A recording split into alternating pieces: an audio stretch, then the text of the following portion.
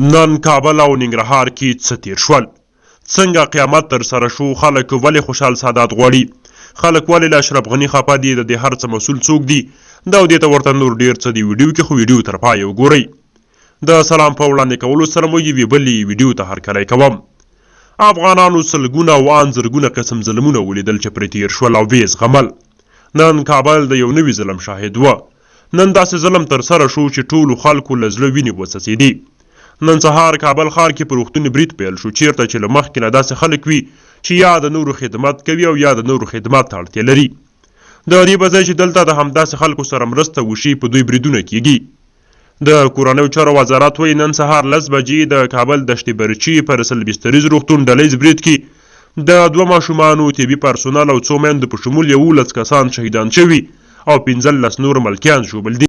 نن سهار 10 بجې یوه ډله ځانمرګو د کابل 14مې ناحیې په دشت برچي سیمه کې د بې پولې ډاکټرانو لخوا حمایه کېدونکي ولادي روغتون باندې چې هلته دنیا ته نوي ماشومان راځي، دنیا کې د نوي ژوند شروع کېدلو لپاره راځي، دوی په هغه روغتون برید وکړ. له 2 ساعته جګړې وروسته پای ته ورسید.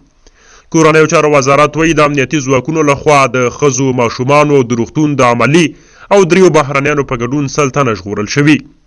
عکسونو کې ښکاري چې ملي ځواکونو خپلې سینې دښمن ته سپر کړي او هغوی له دښمن څخه بچ کوي. انځورونو کې دا هم ښکاري چې ملي ځواکونو تنکي ماشومان او نوي زیږېدلي ماشومان خپلو غېږو کې اخیستي او د جنګ له ساغې څخه یې باسي. بلخوا د ننګرهار په خیوا کې د سیمه ییزو پولیسو د یو پخواني قوماندان شیخ اکرم په جنازه کې چاودنه وشوه چې د شهیدانو او ټپیانو شمېر له 70 کسانو لوړ شو. دا چاودنه نن غرمه وشوه. د ننګرهار د والي وینا ته الله خوږیاڼی وایي په دغه پیښه کې د شهیدانو شمېر 21 او ټپیانو شمېر 55 تنو ته ورسید. ویل کېږي چې په شهیدانو او ټپیانو کې د ننګرهار د ولایتي شورا ځینې غړي او نور کسان هم شامل دي. د ننګرهار د والي ویان وایي په شهیدانو کې متاسفانه د ولایتي شورا غړی عبدالله ملکزی لاله خان او ټپیانو کې د ولسي جرګې غړی ملقیس نور آغا ملکزی شامل دي. په ولسي جرګه کې د ننګرهار د خلکو استازي حضرت علي چې هم په دغه جنازه کې ګډون کړی و، د مرګ ژوبلې شمېره تر دې لوړه ګڼي. نو نن به څومره روژه په خوله کسان له دې نړۍ څخه تللي وي او څومره کورونه به وران شوي وي او تل لپاره به د غم په ټغر کې نستلي وي.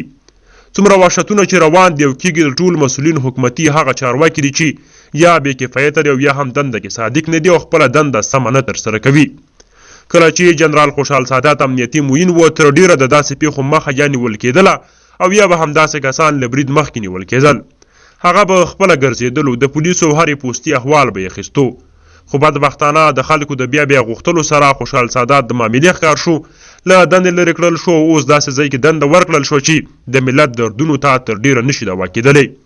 نو خلک په اشرف غني یو ځل بیا غږ کوي چې په دوی د بې کفایته چارواکي نه مقرر کوي.